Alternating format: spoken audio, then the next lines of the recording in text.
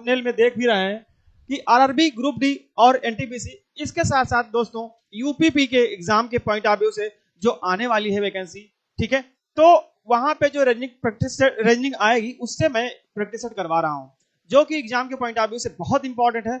और आप से यहां से इस प्रैक्टिस सेट को से आपको 100% फायदा मिलेगा, ठीक है। तो चलिए एक मोटिवेशन कोट के साथ स्टार्ट करते हैं और आप लगातार बने रहिए, अंत तक बने रहिए।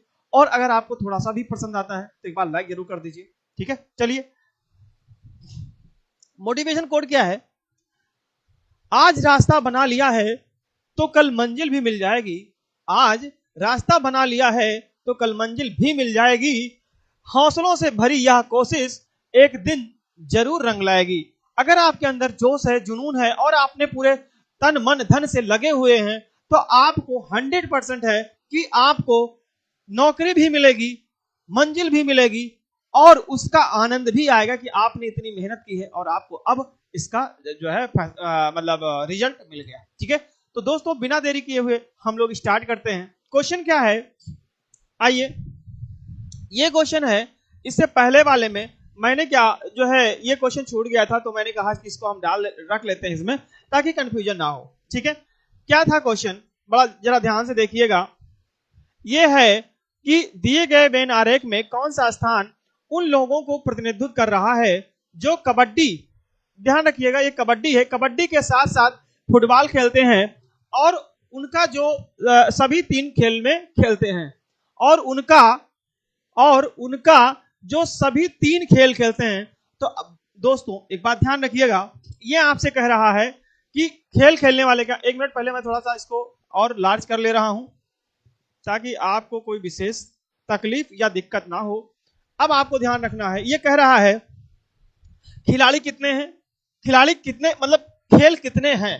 तो खेल है दोस्तों, एक है आपका कबड्डी, एक है कबड्डी, दूसरा है फुटबॉल, दूसरा है फुटबॉल और तीसरा है आपका क्रिकेट, तीसरा है क्रिकेट। आपको क्या ध्यान रखना है, जैसे ये अगर फुटबॉल की बात किया जाए तो पी क्यू एस और वी ये तीनों चारों खेलते हैं। अगर हम क्रिकेट की बात करें तो यू एस टी और वी तीनों खेलते हैं। और कबड्डी की बात करें तो क्यू आर एस टी ये चारों खेलते हैं। मतलब हर एक, मतलब चाहे कबड्डी हो, चाहे फुटबॉल हो और चाहे आपका क्रिकेट हो, तीनों में 4 खिलाड़ी खेलते हैं। तो क्वेश्चन इसने ये कहा है, क्वेश्चन कहा है कि उनको बताइए जो सभी तीनों खेल खेलते हैं। सभी तीनों खेल का मतलब क्या है कि कबड्डी भी होना चाहिए, फुटबॉल भी होना चाहिए और साथ साथ क्रिकेट भी होना चाहिए। बात समझ में आ रही? तो आपको यह ध्यान रखना है कि कौन सब में कॉमन है। तो मेरे दोस्त ये जो एस है ये तीनों में कॉमन है। बात समझ में आई? ये जो एस है वो तीनों में कॉमन है। तो इसका मतलब इन सब में से बताना है कि yes plus D, yes T और यस क्यू और यस। तो जो ऑप्शन नंबर डी है ये तीनों खेल खेलता है। यानी कि जैसे एक ऑलराउंडर कह सकते हैं, जैसे क्रिकेट में ही होते हैं, कोई बैट्समैन होते हैं, बॉलर होते हैं और इसके साथ साथ विकेट कीपर होते हैं। तो ऑलराउंडर होना का मतलब सब कुछ, या फील्डर सबसे बेहतर जो होते हैं, तो उनके लिए आप जो तीनों में बेहतर हैं उनको, तो यानी कि ये तीनों खेल खेल लेता है, ठीक है। बात समझ में आ गई? अगर आपको एक बार नहीं समझ में आएगा तो एक बात ध्यान रखिएगा, आप खुद से फिगर बनाइए। जैसे एक कबड्डी का हो गया, ये फुटबॉल का हो गया, एक क्रिकेट का हो गया, ठीक। अब इसमें कहा गया है कि जो तीनों खेल खेलते हो, तो अगर हम बात करें थोड़ी देर के लिए, आपको ध्यान रखना होगा। जैसे मैंने बोला कि आप बताओ, ये जो है ये क्रिकेट वाले हैं, ठीक है। तो ये जो क्रिकेट वाले हैं इसमें एस टी यू और वी ये है। तो क्या यस इस वाले में भी है, इस वाले में भी है, टी क्या तीनों में है? इसमें है। टी जो है क्रिकेट में है, कबड्डी में है, क्या फुटबॉल में है? नहीं है। तो हमको वो बताना था कि जो तीनों में क्रिकेट भी खेलता हो, फुटबॉल भी खेलता हो और साथ साथ कबड्डी भी खेलता हो। तो एस वाला जो था वो तीनों में खेल रहा है, ठीक है। बात समझ में आ गई? तो आपको बस इतना ध्यान रखना है, जैसे जैसे क्वेश्चन पूछता जाएगा आपको वैसे वैसे क्वेश्चन को लगाते चलना है, ठीक। चलें आगे, चलिए आगे चलते हैं। उम्मीद करता हूं कि समझ में जरूर आया होगा। अगला क्वेश्चन है, ये आपसे कह रहा है, बहुत ध्यान रखिएगा, आपसे कह रहा है मान लें assuming that the number in each of the following figures follow a similar pattern, select the option that can replace the question mark in the figure। मतलब आपको बताना है कि मान ले कि निम्न चित्रों में से प्रत्येक संख्याएं एक समान पैटर्न का अनुसरण करती हैं, उस विकल्प का चयन करें चित्र सी में दिए गए प्रश्न को बदल सकता है। मतलब इसका मेरे दोस्त ये है कि आपसे कह रहा है कि यहां पे जो पैटर्न है, यहां पे ऐसा जो है ये है, तो आपसे क्वेश्चन ये पूछा गया है, ठीक है। तो इस जगह पे क्या मतलब, इस क्वेश्चन में, इस पार्ट में यहां पे क्वेश्चन मार्क की जगह पे क्या आएगा, ये हमको विशेष ध्यान रखना है, ठीक है। क्वेश्चन मार्क पे क्या आएगा ये हमको विशेष ध्यान रखना है। तो आप क्या करोगे, ध्यान रखिएगा, पहले में है 5 + 4, दोस्तों क्या आता है 9, 5 × 4 क्या आता है 20। तो आपको ये 9 हो गया, ये 20 हो गया। बात समझ में आई कि नहीं आई? एक बार मैं थोड़ा मोबाइल में देख ले रहा हूं, चल रहा है कि नहीं चल रहा है, ऑडियो वीडियो क्लियर है कि नहीं क्लियर है, क्योंकि ये बहुत इंपॉर्टेंट पार्ट होता है, ठीक है। ये बहुत इंपॉर्टेंट पार्ट होता है, ठीक है। चलिए, वेरी गुड। अब बहुत सही, पार्ट सारा टाइम सुपर, थैंक यू भैया। अब आपको क्या करना है कि आपसे कहा गया है, जैसा कि मैंने बता दिया कि अब यही पैटर्न अगर अगले में फॉलो कर रहा है तो इसका मतलब थर्ड वाले में भी वही होगा। अब यहाँ पे 3 है, 8 है, यहाँ 24 और यहाँ 11 है। तो मैंने पहले प्लस किया था, तो 3 + 8 कितना होता है 11, तो 11 है, और 3 × अगर 8 किया था तो आपका आया था 24। बात समझ में आई? तो अगर 24 आया था तो इसका मतलब यहाँ पे भी आ गया। तो अब हमारे पास बचा ऑप्शन 9, 4 और 13, ये है। तो यहाँ पे क्या आएगा, तो आपको ये ध्यान रखना है दोस्तों, 9 + 4 किया तो आया 13, और 9 × 4 किया तो आना चाहिए 36।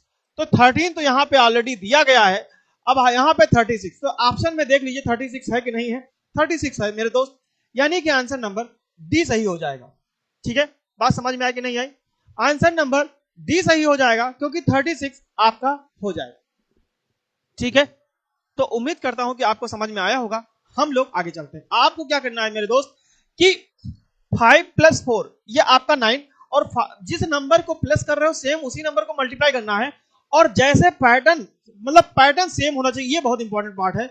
यहां पे एक बात ध्यान रखना हमेशा कि पैटर्न जो होगा, पैटर्न सेम होना चाहिए, पैटर्न सेम होना चाहिए, ये बात बहुत ध्यान रखना है, पैटर्न सेम होना चाहिए, ठीक है। तो चलिए हम लोग आगे चलते हैं। उम्मीद करता हूं कि समझ में आ गया होगा। आगे बढ़ते हैं, और अगला क्वेश्चन है ये, आपसे कहा गया है कि बुध मंगल और ग्रह, यानी कि मरकरी, मार्स और प्लैनेट, तो आपको यह बताना है कि इसमें से जो फिगर है वो कौन सा सही और सटीक आएगा, ठीक है।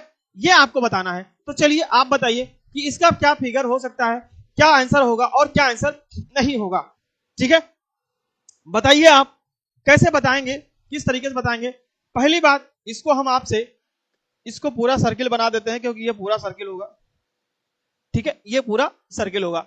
अब आपको ध्यान रखना है भैया कि ये जो ग्रह होते हैं, तो बुध और मंगल ये दोनों क्या है, ग्रह हैं।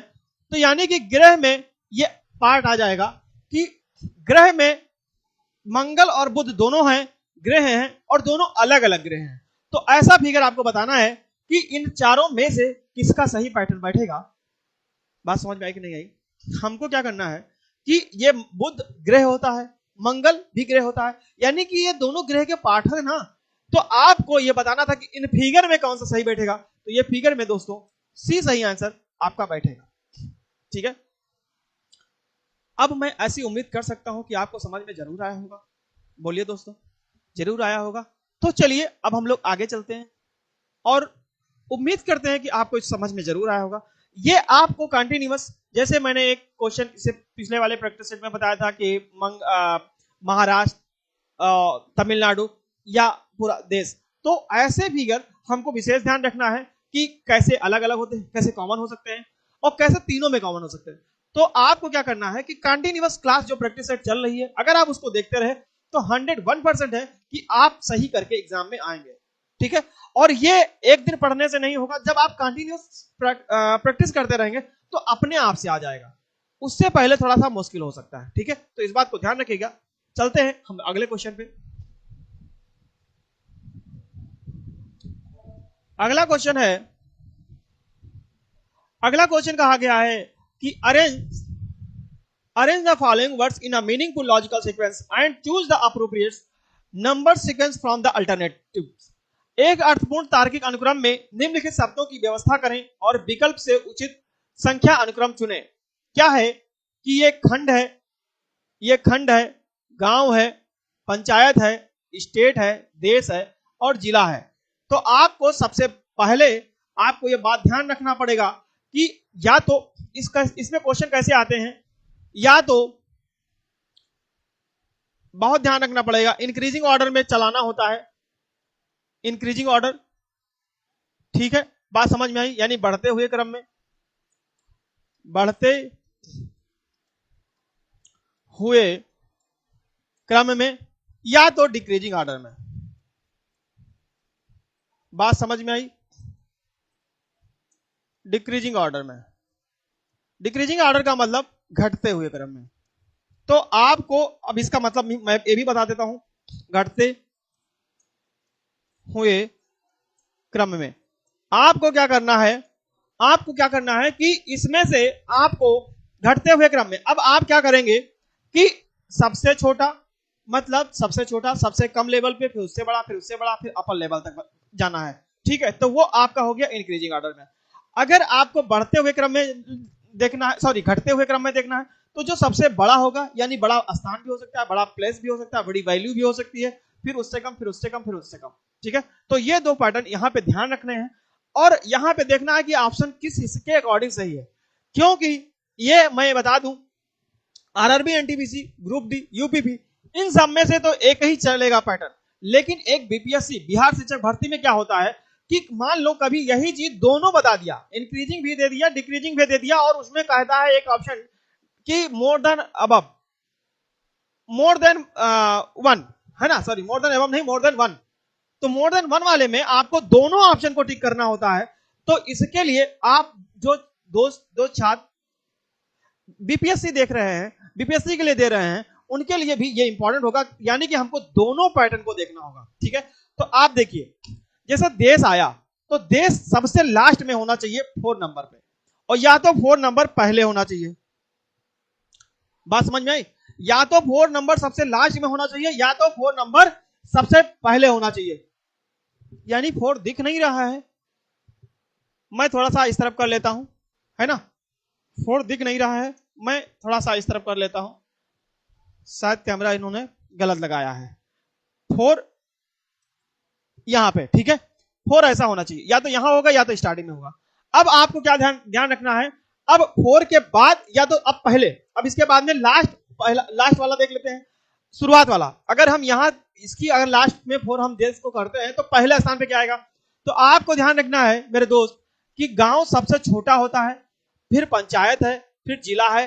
तो आपको क्या करना है कि अब हम अगर जैसे पहले से आप नहीं लगा पाते तो लास्ट से लगा लीजिए इंक्रीजिंग ऑर्डर में। तो 4 से पहले राज्य आएगा, कि देश है, देश से पहले क्या आएगा, राज्य आएगा, तो राज्य का मतलब 2 हो जाएगा। उसके पहले क्या आ जाएगा, जिला आ जाएगा, यानी 6 आएगा। तो 624 लास्ट में किसमें है, 624 लास्ट में इसमें है।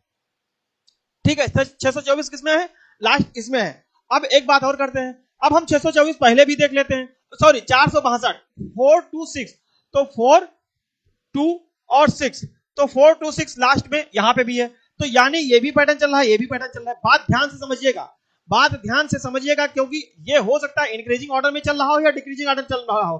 तो यहां पे दोनों चल रहे हैं। अच्छा, अब हमें क्या करना है, अगर हम छोटे से स्तर से स्टार्ट करें तो छोटे स्तर से हमारा क्या होता है, गांव। तो गांव, इसका मतलब गांव लास्ट में आना चाहिए।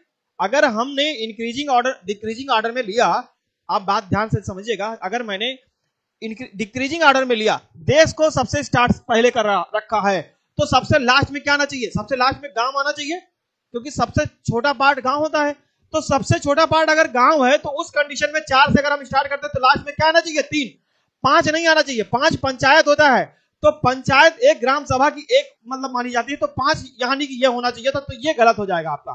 ठीक है, इसका मतलब हमारा 4 से स्टार्टिंग नहीं होगी, इसका मतलब 4 से हमारी स्टार्टिंग नहीं होगी, तो इसका मतलब ये तो नहीं होगा, ये वाला ऑप्शन सही हो जाएगा 624, तो यानी कि ये वाला। अब इसमें हम कैसे करेंगे, सबसे छोटा क्या होता है गांव, तो गांव क्या होता है 3 नंबर, गांव क्या होता है 3 नंबर। उसके बाद क्या होता है पंचायत, गांव के बाद एक पंचायत, ग्राम पंचायत जिसको बोलते हैं, तो ये हो जाएगा 5। फिर उसके बाद आपसे खंड, खंड में जाएंगे ब्लॉक। तो आपको जो गांव से रिलेशन रखते हैं या गांव से रिलेट करते हैं, मोस्टली दोस्त वहां से होंगे, तो उनको ये पता होगा पहले गांव होता है, फिर पंचायत होती है, फिर खंड होता है यानी ब्लॉक, और ब्लॉक क्योंकि ब्लॉक में कई गांव आ जाते हैं, ग्राम सभाएं आ जाती हैं, और इसके बाद में आपका जिला आएगा, फिर देश, राज्य आएगा, फिर देश आ जाएगा। ठीक, अगर हम उल्टे क्रम में चलते तो आपको ये पैटर्न फॉलो करना था कि 4 2 6, फिर उसके बाद आपको 1 4 2 6 1 और 5, और फिर उसके बाद 3। तो ये अगर आपको पैटर्न मिलता 153 मिलता लास्ट में, तो आप इस वाले को कर सकते थे। इसका मतलब हमें दोनों चीजें देखनी है। ठीक है, तो आपको एक बात ध्यान रखना कि यहां जो आंसर हो जाएगा वो आंसर आपका हो जाएगा 3rd नंबर। ठीक है, कौन सा हो जाएगा 3rd नंबर। तो इस बात को ध्यान रखना है कि हमें जो हम लगा रहे हैं वो कितना सही है और कितना गलत है। हो सकता है डिक्रीजिंग ऑर्डर में भी हो, इंक्रीजिंग ऑर्डर में हो। आपके आरआरबी एनटीपीसी में आपको केवल एक आंसर लगाना होगा, और जो फॉलो करेगा, तो दोनों कभी नहीं फॉलो करेंगे, एक ही फॉलो करेगा। ठीक है, क्योंकि ये आरआरबी एनटीपीसी का है। ठीक है, चले आगे, उम्मीद करता हूं जरूर समझ में आया होगा। आगे चलते हैं, आगे है निम्नलिखित में से कौन सा नृविज्ञान संग्रहालय है जो भारत के विशेष संदर्भ में मनुष्य और संस्कृति के विकास की एक एकीकृत कहानी प्रस्तुत करता है। ठीक है, चलिए आगे बताइए। अब ये आपके 400 ऑप्शन है, तो ये क्या करिए आप लोग स्क्रीनशॉट ले लीजिए, ताकि हम आपको बता सकें कि आगे कैसा क्वेश्चन होगा, इसका आंसर क्या होगा। ठीक है, अनंता Tiwari ji answer number B, ये कौन सा है बच्चा, ये आप ये भी बता दीजिए कि किसका ऑप्शन आप बता रहे हैं। ठीक है, ये अगर पहले वाले का आपने बताया था तो पहले वाले का शायद, हाँ देख लेता हूं पहले वाले का क्या सही था, पहले वाले का इससे हाँ बी सही था, बिल्कुल सही था। अब हम लोग आगे चलते हैं, अब अगला वाला भी बताइए। अगला वाला 7 नंबर क्वेश्चन है, अब इसको आप पढ़ लीजिए, इसका स्क्रीनशॉट ले लीजिए, फिर उसके बाद बताइए कि इसका आंसर क्या सही होगा। ठीक है, इसका आंसर क्या सही होगा। ठीक है, आपको ध्यान रखना है कि यहां से निम्नलिखित में से कौन सा निर्विज्ञान संग्रहालय है जो भारत के विशेष संदर्भ में मनुष्य और संस्कृति के विकास की एक एकीकृत कहानी प्रस्तुत करता है।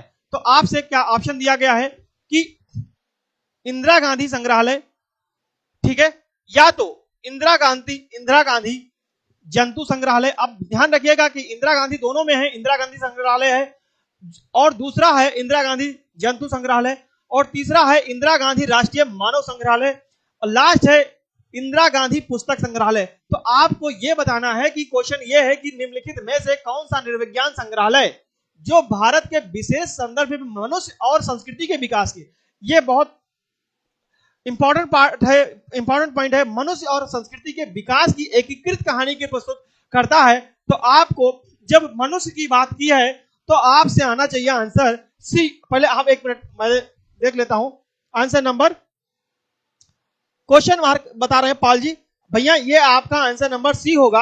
आपको यह ध्यान रखना होगा कि इंदिरा गांधी राष्ट्रीय मानव संग्रहालय, देखो क्वेश्चन में ही आंसर छिपा होता है। ठीक है, क्वेश्चन में ही आंसर छिपा रहता है। आपको एक बात ध्यान रखना होगा कि इसका आंसर क्या होगा, इसलिए आपको पहले क्वेश्चन ध्यान से पढ़ना है, क्योंकि ऐसे क्वेश्चन 1-2 क्वेश्चन हमेशा यहां से आते हैं, और इसमें से 5 से 6 क्वेश्चन आते हैं कथन, कार्यवाही, निष्कर्ष, तर्क, इन सब में से 5 क्वेश्चन आते हैं, 5 चैप्टर भी होते हैं, 5 से 6 क्वेश्चन आते हैं। तो इस बात को विशेष ध्यान रखना है। तो आपसे कहा गया है मानव और संस्कृति के विकास की एक एकीकृत कहानी प्रस्तुत करता है। तो आप क्या करेंगे, आपको ध्यान देना होगा कि यहाँ पे नॉर्मल बात किया है कि इंदिरा गांधी संग्रहालय का, दूसरा है इंदिरा गांधी जंतु संग्रहालय। तो यहाँ पे जंतु की बात तो किया नहीं है, अगर जंतु की बात करता तो हम यहाँ पे जंतु का ऑप्शन लगा सकते थे। आपको अब जंतु को नहीं लगाना है। आपसे कहा गया मनुष्य और संस्कृति, तो मनुष्य मानव के संग्रहालय में आएगा, तो इसका मतलब इसलिए सी आंसर लगाया है, और पुस्तक की यहाँ कोई जरूरत नहीं कही है, तो इसलिए ऑप्शन नंबर सी है। मुझे उम्मीद है कि अब आपको समझ में जरूर आया होगा। स्क्रीनशॉट ले लीजिए, फिर हम लोग आगे चलते हैं। ठीक है, स्क्रीनशॉट ले लीजिए, फिर उसके बाद हम लोग आगे चलते हैं। ठीक है, अब आपको पाल जी समझ में आ गया, आपको आंसर नंबर सी हो जाएगा। चलिए हम अगले पे चलते हैं। अगला क्वेश्चन क्या है, विशेष ध्यान रखना है। अगला क्वेश्चन है 6 नंबर, और आपको ध्यान रखना है 8:15 से लेकर के 8:16 के 8:30 के बीच में, 8:15 पे अप्रोक्सीमेटली क्लास आपकी स्टार्ट हो जाती है रीजनिंग की। और ये मेरा टारगेट है कि जितने आपको क्वेश्चन आए सब के सब करके आए, यानी कि 40 मार्क्स का, 30 मार्क्स का, जैसे यूपीपी का है या आरआरबी एनटीपीसी का है, ग्रुप डी का, तो जितने भी मार्क्स के हैं, जैसे 40 मार्क्स का है, किसी में 30 मार्क्स का है, तो वो टारगेट है कि हाँ वो पूरे मार्क्स लिए जाएं। ठीक है, तो आप लोग एक्टिव हो जाइए और अभी से स्टार्ट कर दीजिए ताकि हम लोग मैक्सिमम क्वेश्चन अटेंड कर सकें। ठीक है, चलिए अगला क्वेश्चन आप लोग पढ़िए। अगला क्वेश्चन क्या कह रहा है आपसे कि read the given questions and decide which of the following arguments is या are correct. Hydrogen is an cylinder, मतलब एक कह रहा है कि निम्नलिखित प्रश्नों को तय करें और दिए गए तर्क में से कौन सा या से तर्क सही है। हाइड्रोजन एक सिलेंडर है, क्या बोला है, हाइड्रोजन जो है एक सिलेंडर है। अब आपसे क्या कह रहा है, ये आपका इसमें से इस बात को ध्यान रखिएगा कि ये तर्क है, हाइड्रोजन एक सिलेंडर है। ऑप्शन क्या है, हाइड्रोजन तरल स्थिति में है, हाइड्रोजन तरल स्थिति में है, हाइड्रोजन गैसीय स्थिति में है। अब इन दोनों में से आपको बताना है कि कौन सा सही होगा। ठीक है, कौन सा सही होगा, आज जरा आप कमेंट बॉक्स में कमेंट करिए। आप बताइए, पाल जी, अनंता जी, आप पाठशाला टाइम्स, आप लोग बताइए कि इसका आंसर जो है वो क्या होगा। ठीक है, इसका आंसर आप लोग बताएं जरा, इसका आंसर क्या होगा। ठीक है, देखिए आपको मैं बता दूं, अभी आप लोगों ने कमेंट नहीं किया है तो मैं बता देता हूं। ये आपको कह रहा है हाइड्रोजन तरल स्थिति में है या हाइड्रोजन गैसीय स्थिति में है। तो जब आपको ध्यान रखना है कि हाइड्रोजन एक सिलेंडर में है, तो अगर एक सिलेंडर में हाइड्रोजन है तो वो या तो तरल अवस्था में होगी, या तो तरल अवस्था में होगी, ठीक है, या गैसीय अवस्था में होगी। आपको इन दोनों में से या तो पहला या तो दूसरा होगा, यानी कि आंसर नंबर डी हो जाएगा। या तो पहला आर्गुमेंट, फर्स्ट आर्गुमेंट और सेकंड का आर्गुमेंट, या तो पहला होगा या तो दूसरा सही होगा, यानी आंसर नंबर डी सही हो जाएगा। ठीक है दोस्तों, समझ में आ गया, पाल जी समझ में आया कि नहीं आया। ठीक है, तो ये आपका आंसर नंबर डी होगा। आगे चलते हैं, स्क्रीनशॉट वगैरह ले लीजिए। ठीक है, अब हम लोग आगे चलते हैं और इस पे एक बात ध्यान रखना है कि हमें आंसर कौन सा लगाना, क्वेश्चन के हिसाब से लगाना होगा, अपने मन से क्या सही है क्या गलत है। तर्क में इस बात को विशेष ध्यान रखना है कि जो क्वेश्चन कहेगा हमें उसके अकॉर्डिंग आंसर देना होगा। ठीक है, चलिए आगे चलते हैं। आगे है, आपसे कह रहा है अगला क्वेश्चन, और यहां से लगभग 5 से 6 क्वेश्चन आरआरबी एनटीपीसी में पूछे जाते हैं। तो आपको इस बात को विशेष ध्यान रखना है, क्योंकि अगर कथन, कार्यवाही, तर्क, निष्कर्ष और आर्गुमेंट, इन सब से अगर हमने ध्यान से क्वेश्चन को पढ़ लिया, एक बार कष्ट जरूर होगा, लेकिन जब कंटिन्यू हम लोग प्रैक्टिस कर रहे हैं तो वो एक ना एक दिन जरूर आ जाएगा और ज्यादा टाइम नहीं लगेगा। ठीक है, तो विशेष ध्यान रखना है शब्दों पर। चलिए आगे क्वेश्चन पे ध्यान रखते हैं, स्टार्ट करते हैं। अगला क्वेश्चन क्या कह रहा है आपसे, दिए गए प्रश्न पर विचार करें और निर्णय लें कि प्रश्न का उत्तर देने के लिए निम्न में से कौन सा कथन पर्याप्त है। ठीक है, कंपनी एबीसी की बिक्री कैसी रही। ठीक है, कंपनी एबीसी की बिक्री जो है कैसी रही, ऐसा इसने बोला है। यह है आपका कथन, ये आपका क्या है, कथन है। तो ये कथन जो लिखा है पहला, तो ये कथन है। ठीक है, अब ये इसके जो है ये पहला हो जाएगा, यहां पहला पड़ गया, कोई बात नहीं, मैं यहां डाल रहा हूं पहला या दूसरा। तो ये है आपका निष्कर्ष। ठीक है, ये क्या है, निष्कर्ष है। तो आपको ये बताना होगा मेरे दोस्त कि इन सब में से क्या आंसर इसका होगा। तो मैं क्वेश्चन ऑप्शन पढ़ता हूं, आप भी पढ़िए, क्योंकि जितना क्वेश्चन का क्वेश्चन पढ़ेंगे, ऑप्शन पढ़ेंगे, जितनी बार पढ़ेंगे तो उतनी बार कुछ नया सीखने को मिलेगा, पहली बात। दूसरी बात क्या है कि आपको प्रैक्टिस सेट आपके दिमाग में आ जाएगा कि आंसर कैसे पूछा जा सकता है। ठीक है, तो अगर आपने कंटिन्यूअस मेहनत करते रहे तो आपको जरूर 100% है कि इसको समझ में जरूर आएगा। ठीक है, चलिए हम लोग स्टार्ट करते हैं और इस क्वेश्चन को पढ़ते हैं कि आपका आंसर इसका क्या होगा। ठीक है, जरा ध्यान दीजिए। ठीक है, अब आप बताएं, कंपनी, अब पहले इसका ऑप्शन पढ़ी, कंपनी एबीसी ने 75,000 साबुन 70 रुपए प्रति नग के हिसाब से बेचे। ठीक है, आपसे कहा है कंपनी एबीसी की बिक्री कैसी रही, तो यहां बिक्री की बात कर रहा है, बात समझ में आ रही, कंपनी की बिक्री की बात कर रहा है तो आपको भी ध्यान रखना होगा बिक्री कैसी रही। तो बिक्री की बात कर रहा है, तो जब बिक्री की बात कर रहा है और इसमें पहले वाले ऑप्शन में कहा है कि कंपनी एबीसी ने 75,000 रुपये साबुन 70 रुपये प्रति नग के हिसाब से बेचे, तो इसका मतलब ये कह रहा है जो कैसे बेचे, तो ये बता रहा है कितने में इस तरीके से बेचे। बात समझ में आई कि नहीं आई? अच्छा, अगला देखते हैं। उत्पादन के क्षेत्र में एबीसी के पास कोई दूसरा उत्पाद नहीं है। तो भैया मेरे, आपको इस बात को विशेष ध्यान रखना है कि यहां कंपनी एबीसी की बिक्री पूछ रहा है, उत्पाद है या दूसरा नहीं है, इससे क्या ही मतलब है? बोलो, बात समझ में आई? उत्पाद क्या है क्या नहीं है, इससे क्या ही मतलब? तो इसका मतलब ये, इससे हमें नहीं करना है, यानी कि पहला ऑप्शन आपका सही हो जाएगा। और पहला ऑप्शन किसमें सही है? Second Elon is sufficient. अगर सेकंड की बात कर रहा है तो सेकंड सफिशिएंट नहीं है, आप आंसर को कट कर दीजिए। एलिमिनेशन टेक्निक भी ध्यान रखना है कि हम कैसे ऑप्शन तक सही और जल्दी सटीक पहुंच सकते हैं, इस बात को भी ध्यान रखना है। तो ये आपका गलत हो जाएगा। One alone is sufficient while two alone is not sufficient. तो भैया यही आंसर हो जाएगा, क्योंकि आपका पहला सही है, दूसरा सही नहीं है। ठीक है, पहला सही है, दूसरा सही नहीं है। तो आप बाकी हम नाइदर नार कर नहीं सकते, क्योंकि पहला तो सही है और यहाँ बोथ तो बोथ नहीं सही है, इसलिए आंसर नंबर आपका बी सही हो जाएगा। उम्मीद करता हूं कि आपको समझ में आया होगा। आपसे क्वेश्चन कहा था कंपनी एबीसी की बिक्री कैसी रही, तो कैसी रही वो पहले में बता रहा है। ठीक है, चले आगे, स्क्रीनशॉट ले लीजिए, फिर हम लोग आगे चलते हैं। स्क्रीनशॉट ले लीजिए, फिर हम लोग आगे चलते हैं। पाल जी, आपने दोबारा कमेंट नहीं किया, आप लोग कमेंट करिए। अनंता तिवारी जी, आप भी कमेंट करिए, कौन सा सही है कौन सा गलत है, ये आपको पता चलता रहेगा और इसका प्रैक्टिस भी आपके दिमाग में आता रहेगा। हम लोग अगले क्वेश्चन पे चलते हैं। अगला क्वेश्चन आपका है 8 नंबर। आपसे क्या कहा है कि consider the given questions and decide which of the following statement is sufficient to answer the questions who among P Q R S and T is lightest in weight. ठीक है, अब क्या इसका मतलब यह हुआ कि दिए गए प्रश्न को ध्यानपूर्वक पढ़ें और बताएं कि उसका उत्तर देने के लिए निम्नलिखित कथनों में से पर्याप्त है क्या। जो P Q R S T है, P Q R S T में सबसे कम वजन किसका है? जैसे 5 लोग हैं, जैसे फैमिली में है, फैमिली में मान लो 5 लोग हैं, तो फैमिली में 5 लोगों में से कोई तो एक ऐसा होगा जिसका वेट कम होगा, भार कम होगा, यानी कोई 10 किलो का है, 50 किलो का है, 20 किलो का है, 40 किलो का है, 5 किलो का है, ऐसे होता है ना। अगर बच्चा छोटा है लेकिन फैमिली मेंबर है कि नहीं है, है, उसका वेट सबसे कम हो सकता है, यानी कि होगा ही, हो सकता क्या है, होगा। तो हमें इसमें बताना है कि P Q R S T जो ये 5 लोग हैं, इनमें से सबसे कम किसका होगा। अब हमारा क्वेश्चन कथन पहला है, कथन पहला है।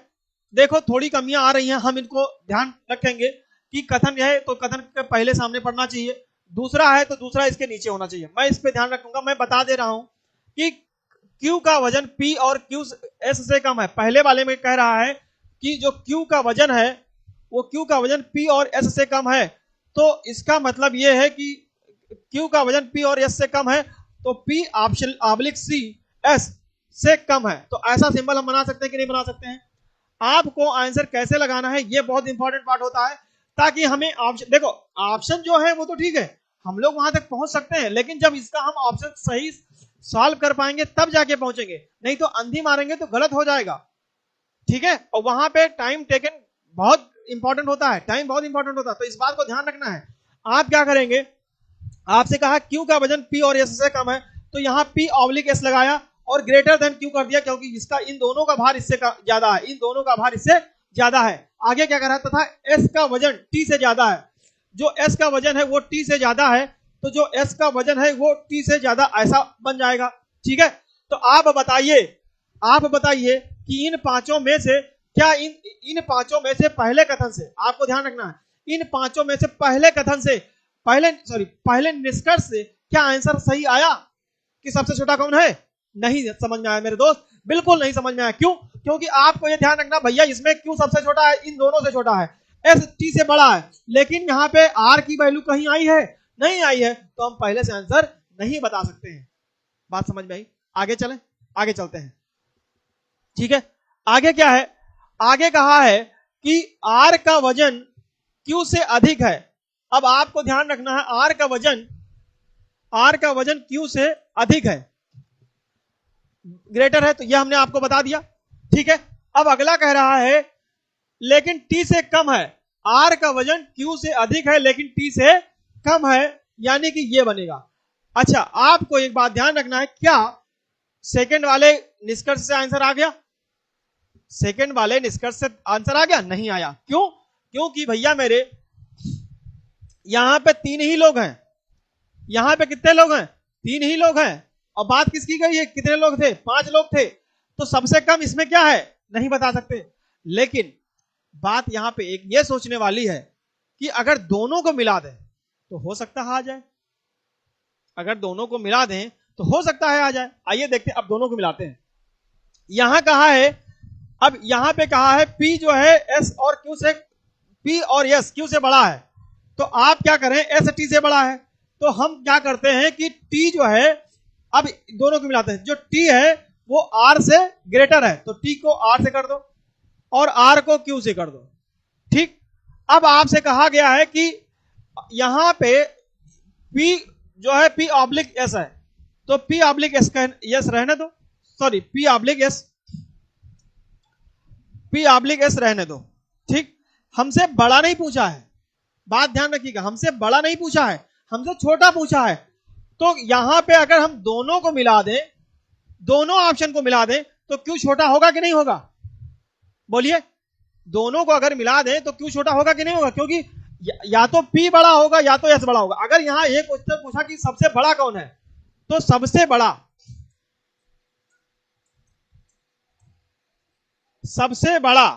तो सबसे बड़ा या तो P हो है, ठीक है, या तो S।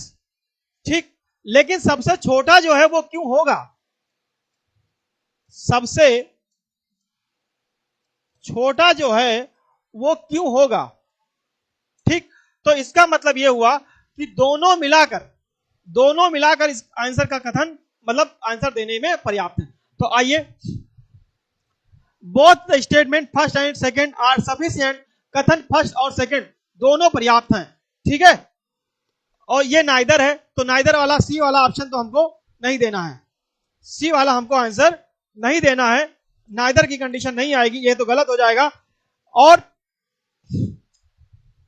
सेकेंड ओनली, तो सेकेंड ओनली नहीं है, बोथ स्टेटमेंट दोनों मिलकर के आंसर इसका देने के लिए पर्याप्त होंगे। ठीक है, बात समझ में आ गई? आगे चले, चलिए स्क्रीनशॉट लेना है तो ले लीजिए, फिर हम लोग आगे चलते हैं।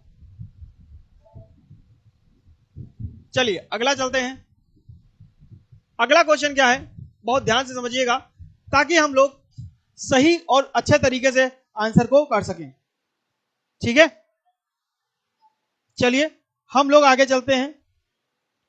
आगे क्या है, आगे क्या है, जरा क्वेश्चन ध्यान दीजिए, आप लोग क्वेश्चन को पढ़िए। ठीक है, आप लोग क्वेश्चन को पढ़िए, दिए गए प्रश्न को ध्यानपूर्वक पढ़ें और बताएं कि इसका उत्तर देने के लिए प्रतिनिधि निम्नलिखित कथनों में से कौन पर्याप्त है। ठीक है, अब आपसे कहा गया है कि x-5 सम संख्या है, x एक वास्तविक संख्या है, ठीक है, दूसरा है x-15 एक पूर्ण है, तो इसमें से आपको बताना है कि कौन सा आंसर इसका सही और सटीक होगा। ठीक है, ये आपको बताना होगा कि कौन सा और सही तरीके से सटीक होगा। चलिए आप लोग कमेंट करते रहिए दोस्त, आप लोग कमेंट करते रहिए। ठीक है, चलिए अब आपसे कहा गया है, आप लोग पढ़ लीजिए, कंसीडर द गिवन क्वेश्चंस। ठीक है, आपको क्या करना है, ध्यान रखना है और पढ़ना है। चलिए देखते हैं भैया क्या कह रहा है। आपसे कहा गया है दिए गए प्रश्न को ध्यानपूर्वक पढ़ें और बताएं कि इसका उत्तर देने के लिए निम्नलिखित कथनों में से कौन पर्याप्त है। पहला, x-5 सम संख्या है, ठीक है, x-5 एक सम संख्या है, x एक वास्तविक संख्या है, तो आपको एक ध्यान रखना है कि x इज रियल नंबर। ठीक है, तो रियल नंबर में आपका हो जाएगा, चाहे रेशनल हो चाहे इरेशनल हो, वास्तविक संख्या है। ठीक है, अब आपको ध्यान रखना है कि पहला स्टेटमेंट है x-15 बिलोंग टू इंटीजर, जो x-15 है वो इंटीजर बिलोंग करता है, यानी कि x माइनस 15 एक पूर्णांक है, दूसरा है कि x माइनस 10 एक विषम पूर्णांक है। तो आपको क्या ध्यान रखना, अगर रियल नंबर की बात कर रहा है तो आपको बात ध्यान रखना है कि रियल नंबर में बहुत सारे नंबर, मतलब number system is dependent only on the real number.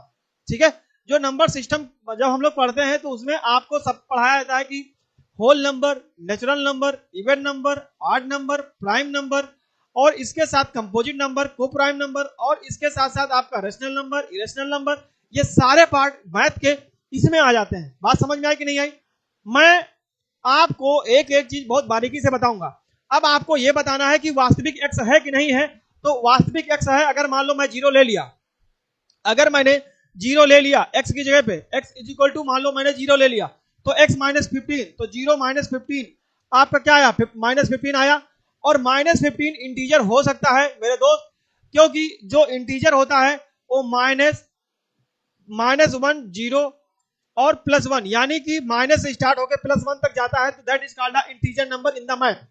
ठीक है, बात समझ में आई मेरे दोस्त? तो आपको ये इंटीजर हो सकता है। x minus 10 is an odd integer. तो ऑड इंटीजर का मतलब आपका से ये है कि अगर हम मैंने मान लो जो है जीरो ले लिया, मैंने 1 ले लिया, तो मैंने x बराबर 1 रखा, तो 1 माइनस 10 इज इक्वल टू कितना आया, माइनस 9। और 9 क्या है, 9 क्या है, ऑड नंबर है कि नहीं है, ऑड नंबर है कि नहीं है, है मेरे दोस्त, ये ऑड नंबर है। तो जब ऑड नंबर है तो आपको ये बात ध्यान रखना होगा कि हमें इंटीजर भी हो सकता है और ऑड भी हो सकता है। इसलिए अब आपको यहां पे ये बताना है कि इन चारों में से कौन सा कथन सही होगा, सही तरीके से और सटीक होगा।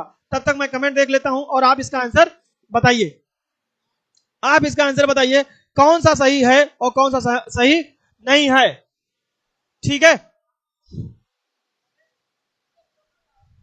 Odd integer. ठीक है, तो इसका आपको आंसर बताना होगा कि कौन सा सही है और कौन सा आंसर सही नहीं है। इस बात को ध्यान रखना है और बताना है। चलिए कमेंट बॉक्स में कमेंट करिए ताकि हम लोग सही तरीके से आप इसको एक्सप्लेन कर सके। ठीक है, चलिए आप बताइए।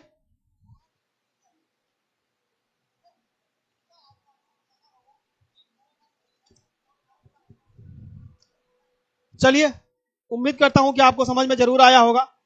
हम लोग आगे इसको एक्सप्लेन करते हैं। ठीक है, देखो यहां पे विषम पूर्णांक बोला है, विषम पूर्णांक का मतलब ऑड होता है, तो हमने ऑड पूर्णांक बोला है, यहां ऑड इंटीजर बोला है।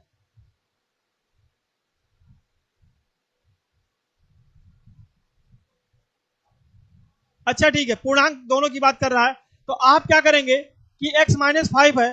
ठीक है, तो यहां से आप वास्तविक संख्या है कि नहीं है, तो यहां जैसे मैंने 11 x की जगह पे रखा और जो रखेंगे वो सेम रखेंगे। ठीक है, तो यहां से अगर मैंने सपोज दैट x की जगह पे मैंने 0 रख दिया या कुछ और रख दिया, तो यहां से 11, ये तो मैंने आपको बताया। तो जो ये तरीका है आपका, यानी कि second statement, second alone is sufficient while statement first is insufficient. जो पहला होगा वो आपका सही नहीं होगा, सेकेंड वाला सही होगा, क्योंकि ये बोल रहा है कि हिंदी में x माइनस 5 सम संख्या है। ठीक है, सम संख्या की बात कर रहा है, ये कथन में कर रहा है। ठीक है, इस बात को ध्यान रखना है। तो x माइनस 5 जब सम संख्या है तो इसका आंसर देना था। तो x माइनस 5 अगर सम संख्या है तो आपको क्या करना है कि x मान लो x माइनस 5 सम संख्या आना चाहिए, तो आप क्या करेंगे, 11 अगर मान लो ले लिया, तो 11 माइनस 5 कितना आएगा, 6, और ये सम संख्या है। तो अगर सम संख्या की कंडीशन में अगर देखो, अगर ये नहीं होता, कथन नहीं होता, मेरे दोस्त बात को समझिएगा, अगर कथन ये नहीं कहा होता कि x minus 5 is equal to some संख्या, ये मैंने ध्यान नहीं दिया था, तो अगर सम संख्या की बात करें तो ये वास्तविक जो है x माइनस 15 सही नहीं होगा, क्योंकि ये आप इंटीजर नहीं आएगा, तो सेकंड आएगा एक जो x माइनस 10 है विषम पूर्णांक होगा, यानी कि सेकंड ऑप्शन इज करेक्ट। ठीक है, ये आंसर ये जो है आप पहला ऑप्शन लगा दीजिए, पहला नहीं, स्टेटमेंट सेकंड इज सफिशिएंट, यानी कि बी ऑप्शन सही हो जाएगा। ठीक है, चलिए आगे चलते हैं, अगले क्वेश्चन पे चलते हैं। अगला है, यहां पे इस पे भी ध्यान रखना है, क्योंकि ये क्वेश्चन और इस तरीके से क्वेश्चन हमेशा पूछे जाते हैं। तो जैसे 30 क्वेश्चन आते हैं, 30 क्वेश्चन आरआरबी एनटीपीसी में आते हैं। अब मैंने क्या किया है कि मैंने 15 का पार्ट कर लिया कि एक दिन में 15 कराएंगे, क्योंकि एक घंटे में 15 से ज्यादा नहीं हो पाते हैं। ठीक है दोस्तों, तो हम लोग 15 करने का प्रयास करेंगे। ठीक है, अब ये 10 नंबर क्वेश्चन क्या है, कहा गया है कि दिए गए प्रश्न को ध्यानपूर्वक पढ़ें और बताएं कि इसका उत्तर देने के लिए निम्नलिखित कथनों में से कौन पर्याप्त है। ठीक है, कौन पर्याप्त है, एक्स वाई और जेड का औसत मजदूरी क्या होगी। बात ध्यान रखना है, कथन को आपको अच्छे से पढ़ना है, तभी जाके निष्कर्ष आप सही दे पाएंगे। ठीक है, कथन को अच्छे से पढ़ना है, तभी आप निष्कर्ष सही से दे पाएंगे। अब आपसे कह रहा है कि y का वेतन x प्लस जेड का आधा है। जो y का वेतन है वो x प्लस जेड का आधा है, तो इसका मतलब अगर इसका 100 है, बहुत ध्यान से समझिएगा, अगर इसका 100 है तो y का कितना होगा, 50 होगा। बोलो बात समझ में आई कि नहीं आई। x प्लस जेड का जो वेतन है वो y का वेतन x प्लस जेड का आधा है, यानी कि इन दोनों को मिला करके ये y के बराबर आ जा रहा है। तो अगर आपको ध्यान रखना कि जैसे इन दोनों का 100 है और इसका 50 है, तो ये बताओ मजदूरी एक्स वाई जेड की क्या है। तो अगर ये 100 है ये 50, तो हमने क्या किया, 100 50 कितना हुआ, X plus Y plus Z is equal to 50, 100 कितना हुआ 150, और औसत बताना है तो 3 से डिवाइड कर दो तो कितना आएगा, 50 आएगा। तो इसका मतलब औसत मजदूरी पता चल गई कि नहीं चली गई। मतलब सिर्फ हम ऑप्शन ही नहीं बता रहे हैं, आपको एक एक चीज एक्सप्लेन भी कर रहे हैं कि आएगा कहां से।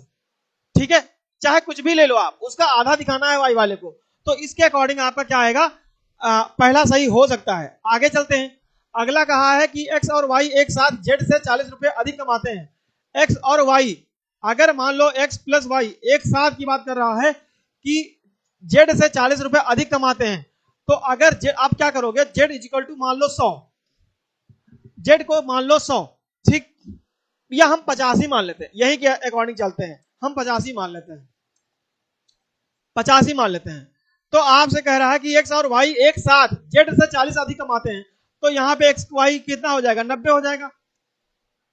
बोलो बात समझ में है कि नहीं है, मतलब एक्स और वाई का एक साथ 90 हो जाएगा, और जेड 500 रुपया, और जेड 500 रुपया कमाता है, जेड 500 रुपया कमाता है। तो आपको क्या करना है कि एक्स वाई एक साथ जेड से 40 अधिक कमाते हैं और जेड 500 रुपया अधिक कमाता है, तो जेड 500 रुपया कमाता है, सॉरी जेड अधिक नहीं, जेड 500 रुपया कमाता है। तो अगर जेड मान लो 500 रुपया कमाता है, तो X plus Y Z, X plus Y कितना हो जाएगा, एक्स प्लस वाई मेरे दोस्त 540 रुपया होगा कि नहीं होगा। भाई एक्स और वाई दोनों मिलकर के 50 मतलब 40 रुपए ही तो अधिक कमाते हैं। तो अगर जेड आपको 500 रुपया कमाता है, तो एक्स प्लस वाई मिला करके 540 कमाएंगे। बात समझ में आई। तो यहां से औसत मजदूरी क्या होगी, औसत मजदूरी आपको अब बताना है कि इसमें से कौन सा होगा। अब आंसर समझ में आ गया होगा। एक मिनट में आता हूं जरा।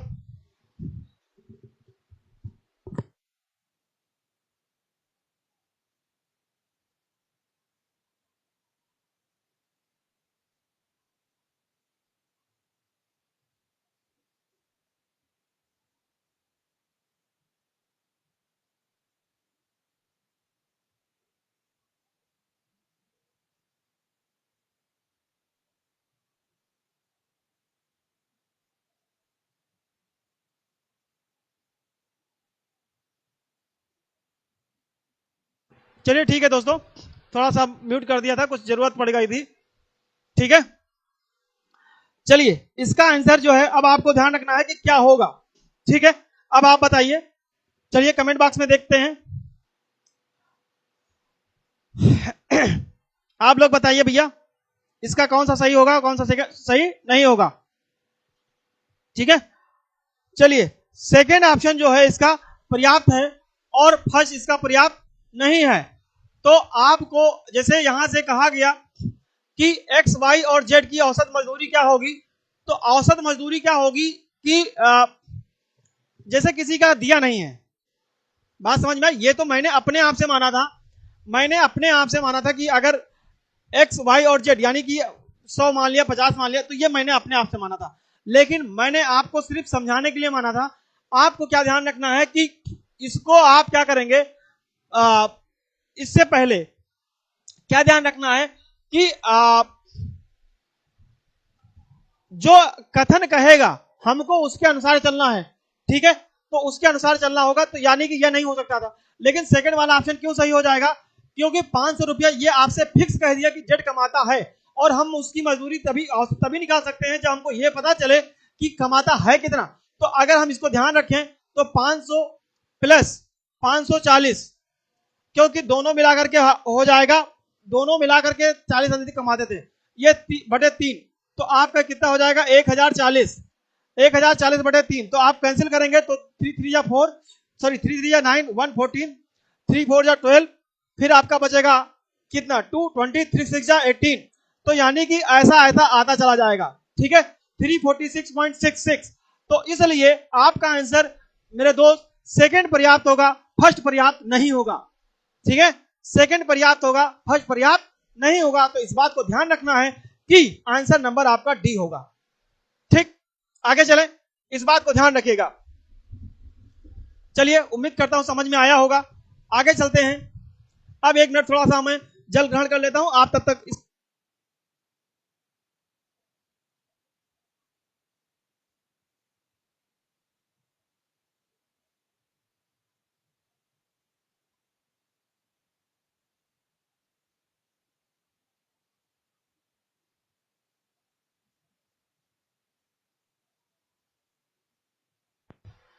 एक मिनट आवाज आ रही है।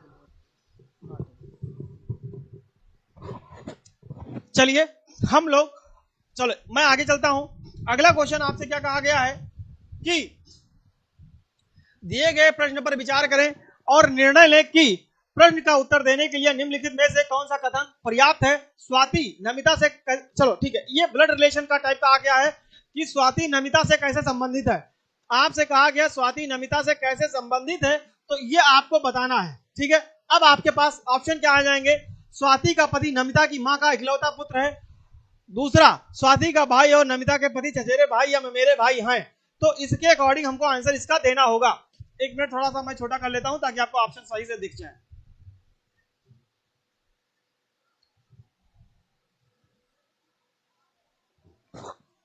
चलिए, आपसे क्या कहा गया है कि दिए गए प्रश्न पर विचार करें कि निर्णय लें कि प्रश्न का उत्तर देने के लिए निम्नलिखित में से कौन सा कथन पर्याप्त है। स्वाति का रिलेशन है नमिता से कैसे संबंधित है, तो हम पहले कथन पे चलते हैं। पहले कथन पे क्या है, स्वाति का पति नमिता की मां का इकलौता पुत्र है। तो एक तरफ मैं यहाँ पे मान लेता हूं, क्योंकि ऑप्शन यहाँ पे दिख नहीं रहा है ज्यादा। यहाँ देखते हैं, स्वाति को हम यस से रिप्रेजेंट करते हैं, स्वाति को हम यस से रिप्रेजेंट करते हैं और नमिता को एन से रिप्रेजेंट करते हैं। ठीक है, अब कह रहा है स्वाति का पति नमिता की मां। अब नमिता की मां मान लो, ये मां का मतलब हम एक जनरेशन ऊपर जाएंगे। नमिता की मां के इकलौता पुत्र है, नमिता की मां का इकलौता पुत्र कौन है, स्वाति का पति। तो आपसे कह रहा है स्वाति का पति, तो ये एस का पति जो है मान लो ए एक्स है, तो ये इसका इकलौता पुत्र है, तो इकलौता पुत्र ये हो जाएगा। अब आपको ये ध्यान रखना है, नमिता जो है वो देखो नाम से हमको नहीं नाम पे हमको नहीं जाना है। नमिता नाम तो लड़की का है, लेकिन आपको ये ध्यान रखना है कि नमिता लड़की है या लड़का, क्योंकि उसका इकलौता पुत्र बोला है, तो लड़की भी हो सकता है या उसका ये बेटा खुद ही हो सकता है। तो इसका ये तो पता है कि ये पति पत्नी हो सकते हैं, लेकिन नमिता ही है या नहीं है ये हमको यहाँ से क्लियर नहीं हो सकता है, क्योंकि स्वाति नमिता से कैसे संबंधित है। तो अगर इकलौता पुत्र है, यानी कि अगर कोई बेटी नहीं है, उस कंडीशन में ये पति पत्नी भी हो सकते हैं। आगे ऑप्शन पे चलते हैं। स्वाति का भाई और नमिता का पति, स्वाति का भाई मान लो ये है। ठीक है, स्वाति का भाई, अरे भैया ये क्या हो जा रहा है तुम लोगों को।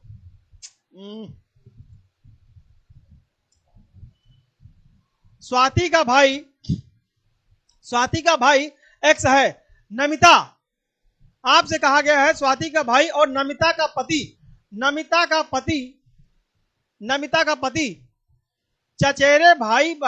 चचेरे या ममेरे भाई हैं, यानी कि नमिता का जो पति है ये मान लो वाई है। ठीक है, नमिता के पति यानी कि नमिता के पति वाई हैं, ये आपस में चचेरे या फुफेरे ममेरे भाई हैं। ठीक है, तो आपसे क्या कहना है, स्वाति नमिता से कैसे संबंधित है। तो आपको एक बात मेरे दोस्त ध्यान रखना है, सेकंड वाले से ये क्लियर है कि यहां से आपको क्या मतलब इनका रिलेशन क्या बन सकता है, जो भी बने, बट यहां से क्लियर है। आपको भी ध्यान रखना है। तो आपको बताना है कि पहला भी है कि नहीं है। जरा मैं कमेंट बॉक्स में देख लेता हूं, आप बताइए, इसका आंसर दीजिए। पाल जी आप कहां चले गए? ठीक है, चलिए आपको मैं बताता हूं। तो देखो यहां ये तो सही है, ये सही है। और स्वाति का पति नमिता की मां का इकलौता पुत्र है। तो अगर स्वाति का पति नमिता की मां का इकलौता पुत्र है तो आपको ये जो भी होगा, आपको विशेष ध्यान रखना, ये जो भी होगा, लेकिन इनका तो भाई हो सकता है, तो रिलेशन इनका इनका तो आइडेंटिफाई हो सकता है ना। हमसे क्या कहा, रिलेशन बताना है, तो रिलेशन तो आइडेंटिफाई हो सकता है। तो या तो पहला होगा या तो दूसरा होगा, यानी एक एक अलग अलग अपना आंसर देने के लिए पर्याप्त है। ठीक है, चलिए आगे चलते हैं, आगे चलते हैं। अगला है कि what is the measure of the smaller of the two angles formed between the hour and the minute hand of the clock when it is 6:44 pm। ठीक है, 6:44 pm। जब घड़ी में शाम के 6:44 हो रहे हो तो घंटे की सुई और मिनट की सुई के बीच दो कोणों में से सबसे छोटा कोण का मान कितना है? तो सबसे छोटा कोण का मान बताना है। चलिए आइए देखते हैं। आपको मैंने इससे पहले प्रैक्टिस सेट में बताया था, इससे पहले प्रैक्टिस सेट में बताया था कि थीटा इज इक्वल टू जो होता है वो आपका होता है 30h, डिफरेंस का साइन लगाइएगा, 11/2 मिनट हो जाएगा, 11/2 मिनट हो जाएगा। ठीक है, तो आपको इस बात को ध्यान रखना है कि इसका आंसर क्या होगा, यहां से हम लोग लगा सकते हैं। तो आप बताइए थीटा जो हो जाएगा, तो थीटा इज इक्वल टू मैं यहां लिखता हूं, तो 30 इंटू एच का मतलब 6 हो जाएगा, और डिफरेंस का साइन लगाएंगे, डिफरेंस का साइन लगाएंगे, 11/2 करेंगे, इंटू 44 करेंगे, ये कैंसिल हो जाएगा, तो ये हो जाएगा 22, और फिर 3 6 18 180 माइनस, सॉरी डिफरेंस 22, 11 दूना 22, 11 दूना 22 2 23, यानी कि 232। अब इसको माइनस करेंगे तो 232 से 180 जाएगा, आप ध्यान रखिएगा, 232 से 180 जाएगा, तो ये कितना बचाएगा, 2 और 13 में से 8 गया 5, 52 डिग्री कितना आया, 52 डिग्री आया। ठीक है, अब आपको बताना है कि दो सुइयों के बीच के दो कोणों में से सबसे छोटा कोण क्या होगा। ठीक है, एक मिनट, ये तो एंगल आएगा इन दोनों के बीच में, तो इसका आंसर थोड़ा सा कुछ गलत हुआ है क्या, ये 52 आया, यहां पे 62 आ रहा है। एक बार कैलकुलेट करिए आप लोग, एक बार आप लोग कैलकुलेट करिए। ठीक है, एक बार कैलकुलेट करिए, 62 आना चाहिए, 52 आया है, और कमेंट बॉक्स में कमेंट जरूर करिए। ठीक है, आपको क्या करना है, आपसे ये 60 आप मल्टीप्लाई कर, 3 6 18, 11/2, तो 11/2 से 44 से माइनस कर दिया, डिवाइड कर दिया, तो 11 दूना 22, 2 2 जा 4, 2 2 जा 4। ठीक, तो 11 दूना 22 और 11 दूना 22 2 24, सॉरी आपको ध्यान रखना ये 24 होगा, ये ध्यान रखना ये 24 हो जाएगा। ठीक है, तो अब इससे माइनस करेंगे तो 62 आएगा। तो ये आपको दोनों सुइयों के बीच डिफरेंस निकालने का सबसे सटीक और सबसे सही तरीका है। देखो जब मैं क्लॉक पढ़ाऊंगा तो उस टाइम पे मैं आपको एक एक चीज विस्तृत रूप से पूरा घड़ी बना करके फिर एक एक चीज सिखाएंगे। ठीक है, लेकिन ये वो तरीका है जो कभी गलत नहीं होने देगा, और आप कोशिश करिए कि इसी को अप्लाई करिए। जानते हो क्यों? क्योंकि आपको यहां से सटीक और सही आंसर मिल जाएगा। यहां आप बनाएंगे, टाइम टेकन प्रोसेस होगा, और एग्जाम में आपके पास समय उतना नहीं होता है। आपको कम से कम समय में सही और अच्छे तरीके से आंसर आना चाहिए, तो बेस्ट तरीका होगा एग्जाम्पल या फार्मूला आप यूज करें। ठीक है, चलिए आगे चलते हैं। आंसर नंबर ए हो जाएगा, 62 हो जाएगा। और वैसे भी आपको ध्यान रखना है, अगर 52 आ गया था गलती से, तो ये तो था कि 52 है ना 62, यानी कि कहीं ना कहीं कैलकुलेशन में मिस्टेक हुई होगी। ठीक है, आगे चले, चलिए आगे चलते हैं। आगे है ये क्वेश्चन, ध्यान रखना है, ऊपर दिए गए अनुक्रम का उपयोग करके खाली स्थान भरें। खाली स्थान का मतलब इसके आगे। ठीक है, क्या आएगा, तो आप बताइए क्या आएगा और कैसे भरा जाएगा। Find the missing terms using the above sequence. तो एक मिनट, एक बात ध्यान रखना है कि इंग्लिश वाले में एक मिनट, हिंदी वाले में सही नहीं है, हिंदी वाले में कुछ छूटा हुआ है, बट इंग्लिश वाले में सही है। बट इंग्लिश वाले में सही है। तो आपको बताना है कि इसका कौन सा सही और सटीक आंसर हो जाएगा। ठीक है, नहीं इसका देखो ये, एक मिनट, अच्छा ठीक है, ये कहा है, ये टाइप गलत नहीं है, ये पूछा गया है। क्योंकि एक बात ध्यान रखना, ये रेशियो में दिया गया इतना, मैं सही से बता दे रहा हूं, ये वाला एक है, मैं लिख दे रहा हूं, ABC ratio at the rate star 2 ये है, और अगले वाले में प्रोपोर्शन का साइन बनाया है एस हैज ई, और अगला में आपको ये बताना है, ऐसा क्वेश्चन कहा गया है। ठीक है, तो हमें इससे हमको बताना है कि आपको अगला यहां पे क्या आएगा, तो इस बात को ध्यान रखना है। तो आप बताइए मेरे दोस्त, एबीसी और एट द रेट, यहां पे एबीसी है, ठीक है। अब लास्ट आपको एक बात ध्यान रखना है, यहां से स्टार्टिंग में वहां से लास्ट में, तो एट द रेट ये यहां से आया, तो अगला है S has E, S has और ई, ये और ये, तो आपको देखो कितना छूटा है, एक भी नहीं छूटा है, यानी कि हमारा हाइफन आ जाएगा, सॉरी ये एक और ये, यानी कि आपका ऑप्शन क्या होना चाहिए, आई, सॉरी आई नहीं होगा, विस्मयाद बोधक साइन एच और क्वेश्चन मार्क, मतलब इसका जो आंसर आना चाहिए वो आपको आना चाहिए डी नंबर, इसका आंसर क्या आना चाहिए, डी नंबर। आपको क्या ध्यान रखना है कि जैसे क्रम दिया गया था ये वाला पैटर्न जैसे फॉलो करेगा, सेकंड वाले के लिए मुझे यही अप्लाई करना था। यहां पे एक बात और ध्यान रखना है, ये पहले से था, स्टार्टिंग वाले से था, पहला वाला पहले से स्टार्टिंग, दूसरा वाला सेकंड लास्ट से स्टार्टिंग, ठीक है। ऐसे ही अगले वाले के लिए इसके बाद स्टार्टिंग, तो वहां से भी इसके बाद स्टार्टिंग हुआ। तो मेरे दोस्त ये मिसिंग नंबर एक नंबर जरूर आता है, तो ये आपके लिए रामबाण साबित हो सकता है, आप लगे रहिए और इसका बेनिफिट आपको जरूर मिलेगा। ठीक है, तो आंसर नंबर डी हो जाएगा। चलिए हम लोग आगे चलते हैं, अगला क्वेश्चन है, बहुत ध्यान से समझिएगा और आप लोग इसका आंसर बताइए सही तरीके से। आपसे कहा गया select the related word from the given alternatives, आपसे कहा गया है फ्रॉग, अब फ्रॉग का नंबर इतना है, रेंज का इतना है, फॉर्ट का कोडेड बताना। तो ये आपको ध्यान रखना है कि मैंने एक टॉपिक पढ़ाया था कोडिंग एंड डिकोडिंग, तो कोडिंग डिकोडिंग चाहे आपका आरआरबी एनटीपीसी हो, ग्रुप डी हो, यूपीपी हो, इसके साथ साथ जितने भी, इसके साथ बीपीएससी हो, तो जहां पे भी रीजनिंग आ रही है उसमें कोडिंग डिकोडिंग है, तो उसके लिए ये रामबाण साबित हो सकता है, क्योंकि एक नंबर का हमेशा क्वेश्चन आता है। आइए देखते हैं, मैं मेरे साथ आप लोग भी स्टार्ट करिए, देखते हैं कमेंट बॉक्स में, भाई आप लोग जुड़े हैं तो थोड़ा सा कमेंट भी करिए, ठीक है। चलिए देखिए क्या है, जैसे कहा है फ्रॉग, तो फ्रॉग है, फ्रॉग का कोड जो दिया गया है वो दिया है 9268, 926 और 8, ठीक है। अगला कहा गया है रेंज, RAN और G, रंग है 2538, 253 और 8, आपसे कहा गया है फोर्ड।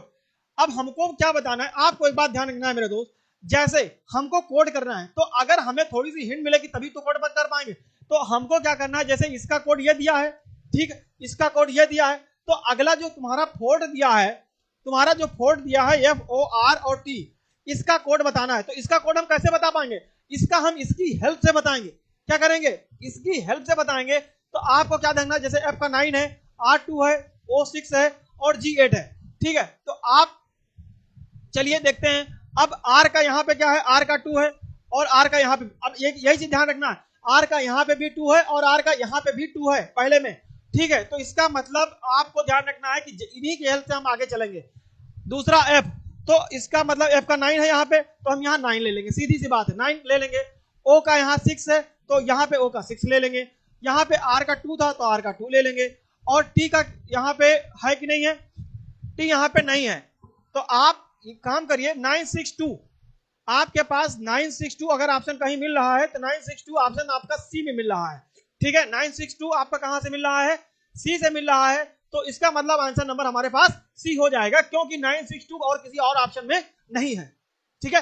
बात समझ में आ गई, 962 और किसी ऑप्शन में नहीं है। लास्ट वाला टी का हम, टी अननोन है, टी इन दोनों में से नहीं है, तो हम टी का 7 ले लेंगे। बोलो बात समझ में आई या नहीं आई, क्योंकि ये क्वेश्चन बहुत इंपॉर्टेंट है और बहुत ध्यान देने वाला है, ठीक है। समझ में आ गया, चलिए आगे चलते हैं, आगे चलते हैं। उम्मीद करता हूं समझ में जरूर आया होगा। और अगला क्वेश्चन है आपका ये, यहां से ये लास्ट क्वेश्चन होगा। इससे पहले के जितने भी क्वेश्चन थे, मिसिंग नंबर का जो एग्जाम के पॉइंट आप इससे बहुत इंपॉर्टेंट है, आप इसको ध्यान रखिएगा। और अगर आपको जरा भी कोई प्रॉब्लम आती है तो आप कमेंट बॉक्स में जरूर करिएगा, मैं उसका मतलब समाधान करने का प्रयास करूंगा। ठीक है, चलिए इसको पढ़िए और इस पे क्वेश्चन लगाते हैं हम लोग। ठीक है, चलिए इसको पढ़िए और आगे बढ़िए। ठीक है, अगला क्वेश्चन है आपसे, ये कह रहा है कि नीचे दी गई श्रृंखला में कितने अंक अपने दाईं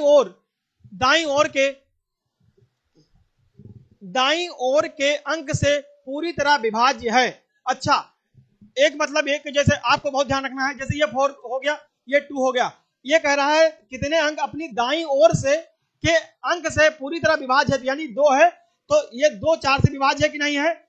अपने अंक दाईं ओर से विभाज्य, यानी कि ये इसका दायां है, तो 4 2 से विभाज्य है। तो इसका मतलब कितने अंक ऐसे हैं, तो आप यहां से बताइए भाई। 4 है, 4 3 से विभाज्य है? नहीं है।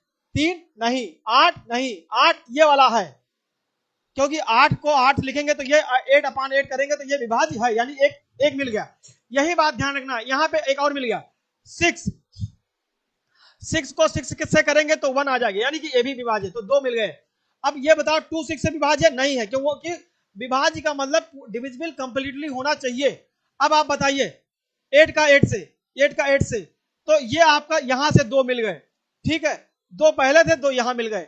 अब आपका करना है 2 से 4। आपको एक बात ध्यान रखना है कि 2/4 कर दे तो सही तो हो जाएगा, लेकिन वो जो आंसर आएगा वो डेसिमल में आएगा, और डेसिमल में हमको आंसर नहीं देना होगा। अब आगे चलते हैं, एक और 2 3 से विभाज्य नहीं, 6 3 से, तो 6 और 3, तो दाहिना अंक ये है, तो इससे हम अगर करेंगे तो 6/3 करेंगे तो आएगा 2। इसका मतलब कंप्लीटली डिविजिबल है, तो 1 2 3 और 2 5, यानी कि आंसर नंबर आपका ए होना चाहिए कि 5 ऐसे नंबर हैं जो दाहिने वाले अंक से ये डिविजिबल हैं कंप्लीटली। ठीक है, तो उम्मीद करता हूं कि आपको समझ में आया होगा, और अगर आपको थोड़ा सा भी समझ में आया हो तो एक बार लाइक कर दीजिए और चैनल को शेयर करिए और सब्सक्राइब करिए। ठीक है, चलिए हम लोग इसके आगे 15 नंबर है, इसके आगे नेक्स्ट यानी कल पार्ट स्टार्ट करेंगे। आज आप लोग आए, अच्छा लगा, और आप 8:15 तक आप लोग आ जाइए, क्लास स्टार्ट हो जाएगी। ठीक है, थैंक यू, जय हिंद और जय भारत।